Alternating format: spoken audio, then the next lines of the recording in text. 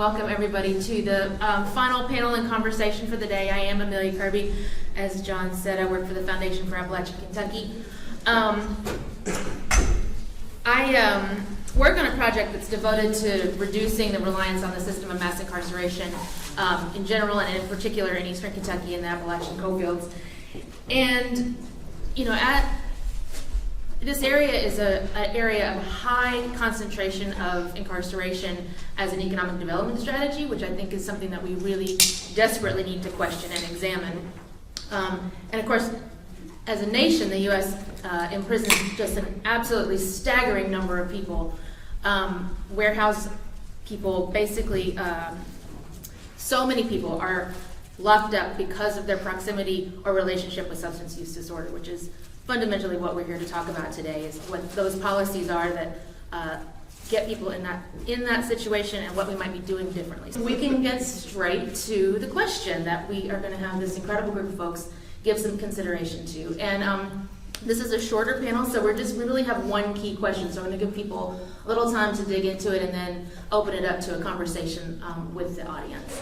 So the question broadly is, tell us about the impact of drug policy in Eastern Kentucky on yourself or the people you work with to represent, that you work with and represent and work with in your community, your organization, or the populations that you really are fundamentally concerned with. You want to start? I doubt I'm supposed to go first. Okay. Oh, John said I can. Okay. I'm Cara Stewart. I am the Director of Policy at Kentucky Voices for Health, a nonpartisan, nonprofit, statewide organization that works to reduce barriers to health and healthcare in Kentucky.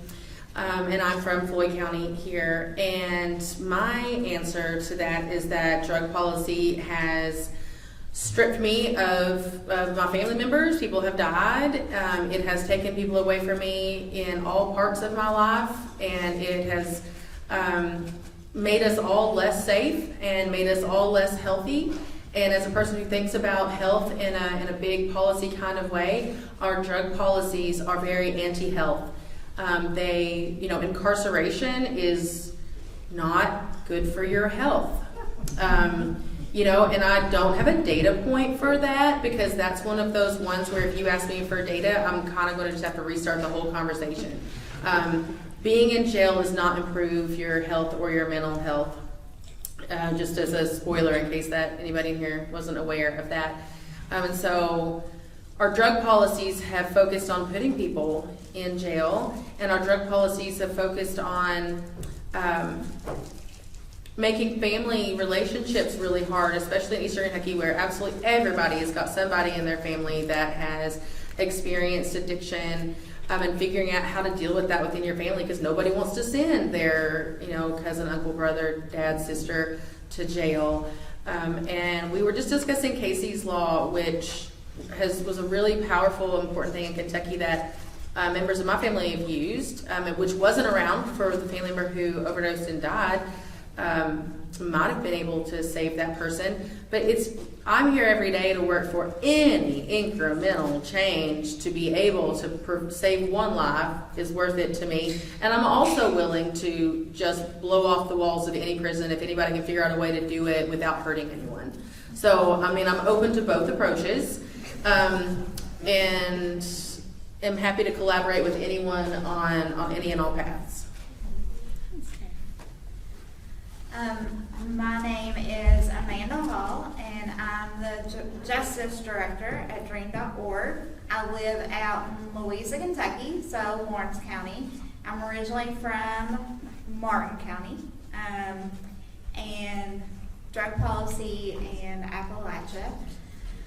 So there's not, and I was just talking about this in my group, there's not a time that drug policy hasn't touched my life. Literally from the time I was born, I was dependent. My mother was incarcerated. She was a victim of domestic violence. We lived in low-income housing apartments in my county. So, no offense to Art, I'm so glad that law enforcement is here, because it's important to figure out, we have to bridge that. But all of my memories of law enforcement were not good ones. and of Good CPS experiences like that. workers or of any other kind of system. You know, those figures were always trying to take me away from my mom. I remember in second grade going to class and there said a newspaper with her on the front of the newspaper, and just being, traumatized. And still to this day, you know, Kentucky, the amount of kids who experience parental incarceration, we absolutely do little to nothing for those children. And back then it was the same. So I ended up in this system and that system, and started getting incarcerated at a young age. Not incarcerated. I remember getting arrested, and I think that we can't ever have this conversation either without talking about racial disparities, because as a teen, when I was arrested, I was taken to school. I believe if I would have been a black youth, that would have started my trajectory in the system then. When I was 18, I started cycling in and out of county jails. I think Floyd County's about it. I've been to Pike County, Big Sandy, I've been to LMD, I've been to Louisville, I've been to Pee Wee Valley, Kentucky's only maximum security prison.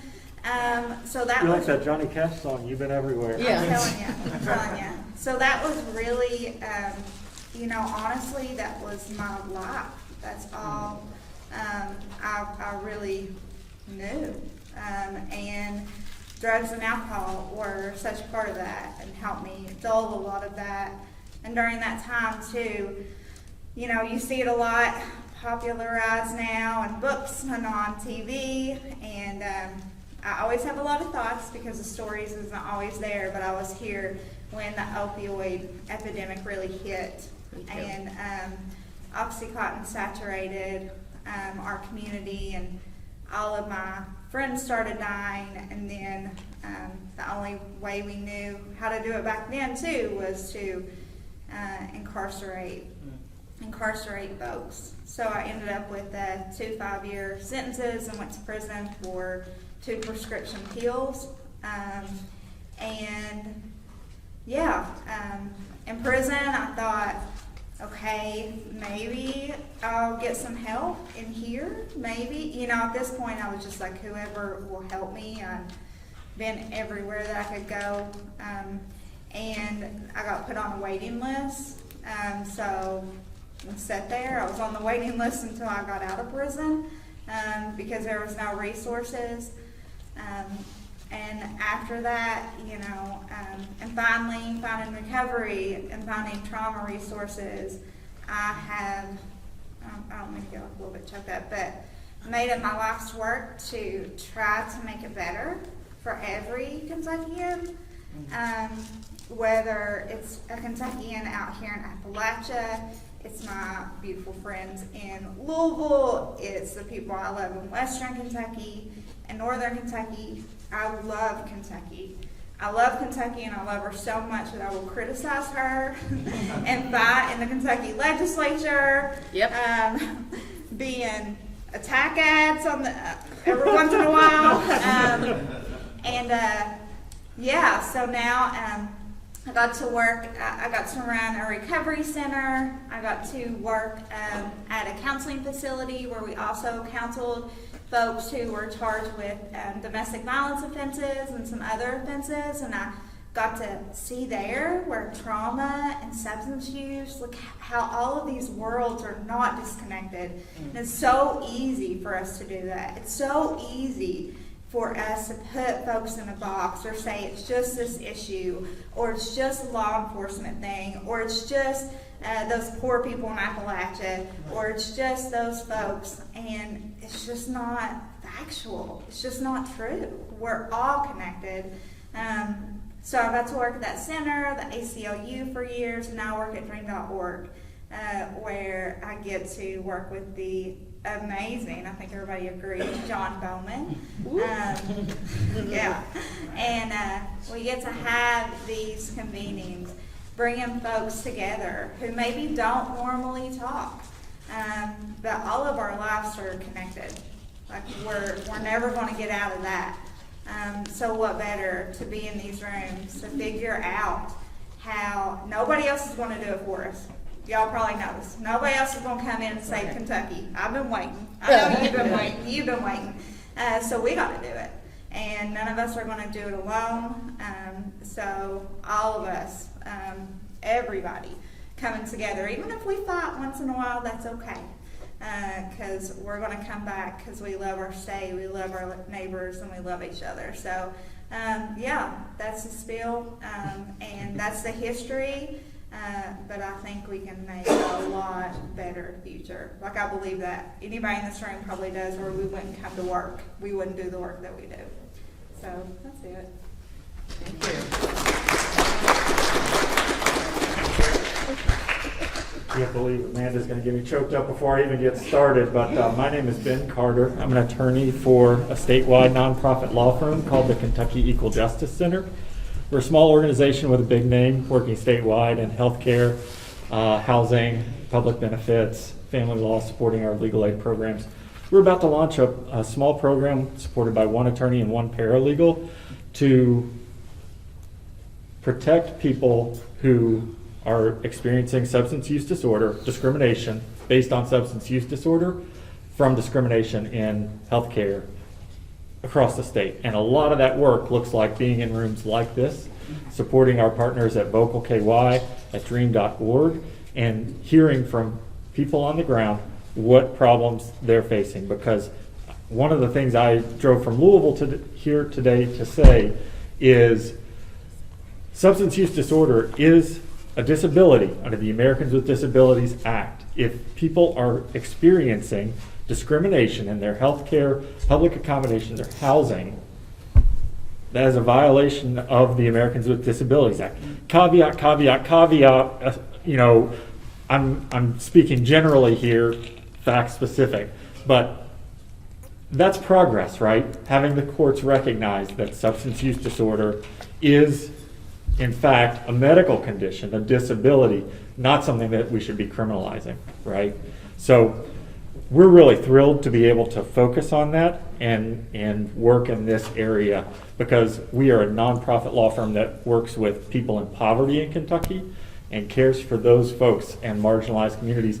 And we know that people in poverty are disproportionately impacted by substance use disorders, criminalization of those policies, right? All right, let me give you all some statistics. I'm from Ashland, Kentucky, so obviously graduated from high school with people who are no longer with us because of the opioid crisis. Graduated high school with people who are no longer with us because they're in prison for the time being because of the opioid crisis. I looked up some statistics, and I'm sure they don't come as any surprise to many of the people sitting in here, but when I'm thinking about what the effect of criminalizing drug use is in Eastern Kentucky, it really hits home in two ways. One is the profitability of the pharmaceutical industry and the profits that they chased at the expense of our communities and our kin. From 2006 to 2016, 21 million pills were shipped to two pharmacies in Williamson, West Virginia, a town about 25 miles from here, as the crow flies, with 2,900 people in it. So over that decade, that's enough pills for each person in Williamson, West Virginia to have 725 pills each year. In Whitley County, they shipped 40 million pills between 2006 and 2012. In case you were worried about the people in Pike County, they were going to have enough. They weren't going to have to go to Whitley County because they shipped 66.7 million pills, enough for 146 per each resident in Pike County a year for those 6 years. So I view the pharmaceutical industry as another extractive industry that came into Eastern Kentucky and stripped us, I think Cara said it, used the right verb, stripped us of so many of our most precious people and resources. If we're talking about it from a workforce perspective, an economic development perspective, obviously those things matter, but who's not at the table come Thanksgiving, that's the obvious real impact here. And who is at the table, right? We know that Kentucky has twice as many grandparents caring for their grandkids as the national average. 1 in 12 Kentucky kids lives with a family friend or relative, as many as 33,000 as of 2021. So that's 9% of Kentucky kids, and the national average is 4%. That's the pharmaceutical industry. That's the extractive, their willingness to extract massive profits out of Eastern Kentucky. Again, right? Corporate extraction. So I'll close here with a link that you all can follow. Somebody here said, I want to get involved in working for change and doing policy work and talking to lawmakers and things like that. bit.ly/ThriveKY 2023. Okay, that is a link that you can go to go to the Thrive Kentucky Roadshow, which is awesome. You can go in Hazard, Kentucky, that's July 18th, Moorhead, August 15th, Louisville, September 19th, and Lexington, October 17th. Learn about the changes to healthcare policy, SNAP benefits, what the legislature did related to substance use disorder, and prepare to talk with your legislators about getting more transitional housing, about treating substance use disorder as a disease, not a crime. So I think I'm going to pass the mic. Thank you. Yeah. Hello, my name is John Bowman. I am the Kentucky Campaign Coordinator at Dream.org. I'm not originally from Eastern Kentucky. I am a transplant here. I choose to live here. I'm originally from Georgetown in Central Kentucky. The reason I am in Eastern Kentucky is because I came here for treatment. This is where I got sent to for drug treatment, and I loved the people, and I stayed. And this place holds a special place in my heart. There's not a lot of people that look like me around here, but that doesn't matter. It's all love, and everyone is friendly. They're kind, and I've seen the way that the opioid epidemic hit my part of the state, and I knew a lot of people from this part of the state, and it's I've lost a lot of friends, to opioids and other drugs, and that's the main reason I decided to get clean. I spent 24 years in active addiction. I've been in and out of the criminal justice system since I was 13 years old. This work means a lot to me. It's something that's near and dear to my heart. It's very personal. And anything I can do to help someone else better their life, it doesn't matter if it's going to affect mine or not, but if I can better someone else's life, why not? If I got to put that work in so their life is better than what I had to go through, why not? There's nothing for me to lose there. It's something for someone else to gain. One thing you hear across the state, especially with like the conservatives in the state of Kentucky, is their Christian values. Well, my thing is, if you really are about those values, we're going to love our neighbor as ourselves. We're going to put the people around us, no matter what color they are, how much money they have, where they came from, we're going to put them on the same level as us. We're going to care for them the same way we care for ourselves. If we can't do that, then we can't call ourselves Christians. We can't say that we have that belief, because if I can't treat you like I treat me, then what good am I doing? And to really combat the problem with policies and procedures and the war on drugs and all, we're going to have to come from a place of love. We have to combat this with love and compassion. It's hard to help someone if you can't put yourself in their shoes. And man, I've been across this whole state, and this problem is not just the Eastern Kentucky problem. It's a Kentucky problem, from Pikeville to Paducah and everywhere in between. It's a 120 county problem. We have beautiful pockets of recovery and resources in Kentucky, but that's it. We have pockets. We need it in all 120 counties. We need harm reduction in all 120 counties. these are the things that we need. We need treatment centers in all 120 counties. We need people out there to love people exactly where they're at. To go out there without judging people, without trying to harm them, and show them that, hey, I'm here to help you. I can relate to you. I'm here for you. If you need anything, I'm here. There's no judgment here. You know, I'm not trying to make you go to treatment or go to jail. There's that. I'm here to meet you where you're at. And when you're ready, I'll get you help. And that's the way that I have to look at it. And that's the way that I think the state needs to look at it. You know, we have to be out there and love each other exactly where we are. And when that person is ready, they're going to reach out for help. If they know that someone's there, and they're not going to feel that shame, that guilt, shame, and remorse that you go through in addiction. You know, and get rid of that negative stigma of addiction.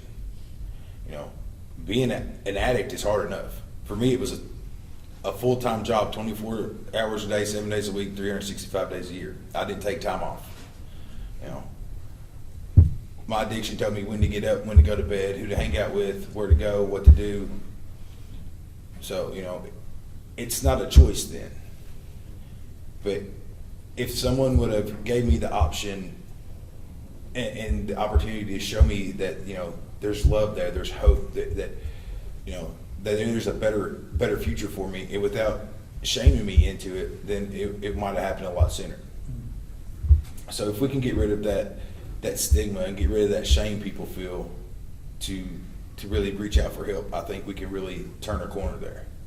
And we can really combat things. But until we can get everyone together, and it's going to take communities to do this, you know, one or two organizations are not going to be able to really fight this problem. It's going to take communities coming together to really combat this and really show that those people out there in addiction and in the trenches that, hey, we do love you. You do matter to us.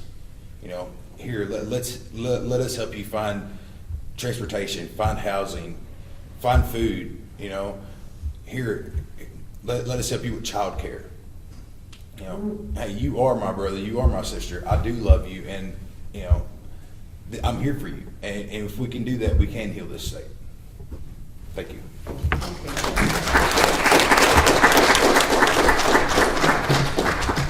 So I want to maybe a little unfair to our panelists, but I'm going to put y'all on the spot, if that's okay, with a really quick, because I want to save time for questions and answers for sure. But you know, I think everybody in this room works really hard and in deep ways on what can sometimes feel like incremental changes, and that's you know, incredibly important. But I love the question at the small group discussions about what would you do if you had a magic wand. Y'all are working from the perspective of healthcare, from the law and policy or realm, from community-based work. If you had a magic wand in one sentence, what would you change to change the terrain of how we in Eastern Kentucky and in the state and in the country deal with this issue? I think my table's gone except for John and Jean, so it's just a repeat for you. But I would make sure that everybody, there's no poverty, everybody has the money they need, everybody has meaningful work and affordable housing, and we eliminate racism and sexism and classism and ableism and all of that. And I think that's a good start. That is. Thank you. Wand. I gave you a wand. Yeah. I mean, ditto for one. That's just a start. You can keep going. There We'll are add a few on. more isms that you could I mean, I said eliminate. at all, you know. Yeah. It's, And within all of that too, even with those resources, to make sure things like trauma are addressed. Yeah. Obviously, like I feel like we walk around in a world, and everybody almost that we come in contact with has this trauma that hasn't been addressed, and then we see it play out in different ways. Some folks may be a workaholic or be really aggravating to their partner. Some folks may use drugs or alcohol. Some folks may have different, and I don't think we ever talk about those root causes and conditions. So with all of the horrible isms eliminated, and that wealth to address that internal too, to make sure that we're whole, not only in the financial way or our needs met, but those, you know, those internal, those needs that we all want met as human beings. I think we could really thrive. Did get it? Thrive. yeah, thrive. Right. I mean, I'm a lawyer, not a minister, but ultimately I think a lot of these issues come You're an down Eastern Kentucky band, those are the same. To a spiritual problem on a lot of levels. I think that if the pandemic has taught us anything, it's that we are all connected, whether we like it or not. So that if you're doing for somebody else, you can't help but also be doing for you. So I would, if I could wave a magic wand and change people's minds, it would be living into that full understanding of our interconnectedness, right? One love, all that stuff. Another thing that John said was we're going to have to do this from a place of love, and I think that budgets are documents that say what we love and what we treasure. And so, I'm housing boy, right? I've got a sticker up here that says housing is first because it's infrastructure, education, public safety, all of that stuff, right? So affordable housing is the easy answer for me. If we're not going to change people's hearts and minds, it would be making sure that everybody has access to affordable housing. And the way we do that is by budgeting for it, putting it first in our budgets. Man, that make it hard to follow, don't they? But I don't really know what to add to that. Like you guys said pretty much everything. But yeah, if I could wave a magic wand to get rid of, the first would have make sure everyone has housing, stable housing. Everyone has transportation and everyone has healthcare. Those are three essential things that every human needs. And if we can provide those things, that is one of the things that get people that shot of hope that they need to really make that turn, to really change their lives. If we can give people that hope, then I think it's a good start. I think we can build from there. How about that eviction thing? Oh, yeah, I always got 1,000 soapboxes and I'll jump on any of them at any given moment. And the fact that we all did a lot of work around expungement, but we still don't have a path to expunge evictions, and so evictions are like a life sentence. And guess what? We evict people just by the dozens, just by the hour. It's unforgivable how we evict people. And in Kentucky, we do like a double cruelty of not only do we evict people by the hour that's on your record forever with no clear path, it also looks criminal to the non-legal eye because our case numbers look like the year 23-C the number 200, and then in an eviction case you're found guilty of forcible detainer. So if you print out your record, it says 20C 200 guilty. And also the words forcible and detainer are not helpful in any of this. So, it's not great, y'all. And so we need to make sure that and listen, this is very hopeful. There are Republican senators who want to sponsor and champion this. It's not hopeless. I'm just trying to also rally support that this needs to be done. And I want folks that are all on board with criminal justice reform and all on board with expungement generally to also support the fact that we need some civil expungement because that's still preventing people from getting housing and getting jobs. And that was one of the questions that I have in my head. I guess it goes back to what we were talking about when we're looking at policy and people at the table. Affordable housing is one thing, sustainable housing is another. We're talking about and this is why I didn't like the Housing First Act. Putting people in a home and just saying they're gonna thrive without the resources to help them maintain and sustain. Putting people in housing where rents are allowed to just continue to go up, and this is affordable housing throughout the state of Kentucky. So looking at it from a widespread view of not just individuals who qualify for resources like Section 8 or other public housing programs, because I think the mindset becomes okay, we have these programs. But then you have people who are in categories where they're not quite poor and they're not quite rich or nowhere near it. And they are now in situations where they're losing their housing too. And these are people who are working. So you go from here, one extreme, to the other. And then you have individuals who are unable to, because in our privileged thinking, we put someone in a home, they can keep it. That doesn't work that way when you have someone who suffered from chronic homeless or houselessness, who do not understand some of the technical things that go along with keeping the home together. And that comes from me working in housing as a housing case manager. So if we're gonna have affordable housing, the affordable housing needs to wrap around with resources that they are not required to get, but the state should be supporting. Sharita also said, housing is complicated. It is. It is, I mean, it just is. Like, I mean, I'm not saying that facetiously. I'm being very sincere. Housing is complicated. It's hard because location matters so much and it's so hyper-local.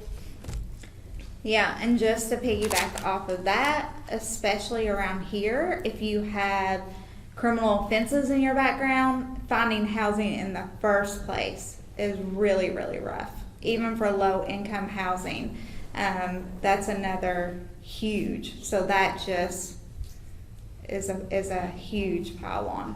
Huge pile on.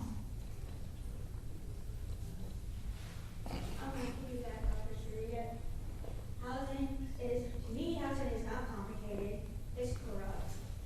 Thank you.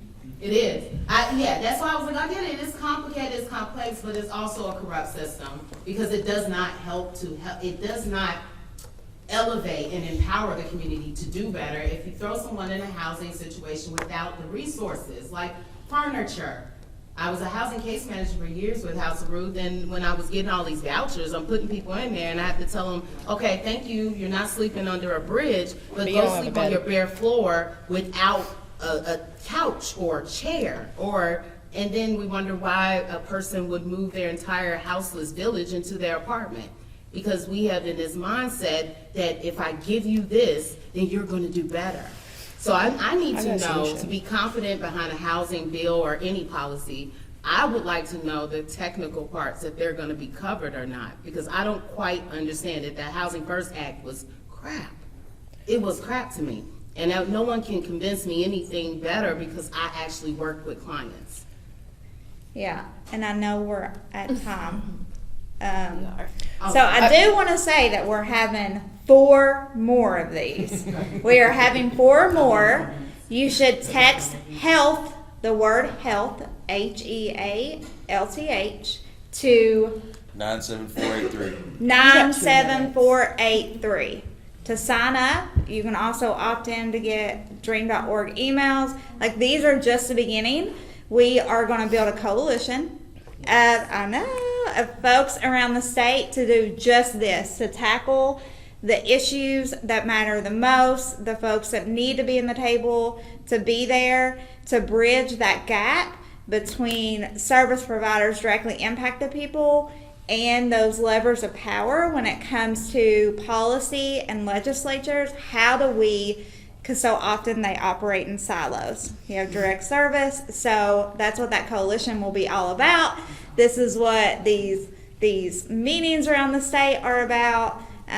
So please text health to 97483. 97483. Sign up to those emails. This is just a start. I know Cara is dying to say one more thing about housing. I had to get that in there though, because I don't want y'all thinking this is a one-off. Y'all came to an event. We got to talk about some stuff which was very, very vital. But now, how do we build to change that stuff and do it together and with love? Yes. I'm looking at Dallas Hurley sitting in the back. He was late, but he's here. He and I have been talking about this with some other friends. You all, housing in our country is used for wealth building, and that is, instead of being housing, is for housing people. And if we were to change our priorities and say that housing is for people to have places to live, we would not have many of these problems, where instead we use it primarily as a way for people who are capable of it to accumulate wealth. So that's my deal on housing. We have to shift that. And the hardest part of that shift that I've found in working on housing for a long time now is that basically every policymaker in Kentucky has built wealth by owning housing. So like every single one of them. I mean, I've been thrown out of fiscal court meetings for suggesting that they fix toilets. And it dawned on me at one point, every single one of you are landlords and most of you are the baddies. So we have a serious situation in that the people who are able to run for office are people that have means, and people that have means are able to use housing to build wealth. And that cycle is where we have to find a way to interrupt before we can address almost any of even our incremental little pieces. So that's it. I want to thank this incredible panel for their work. I want to thank all of y'all for being here in this conversation with us today. Stay in the conversation, stay in the work with us.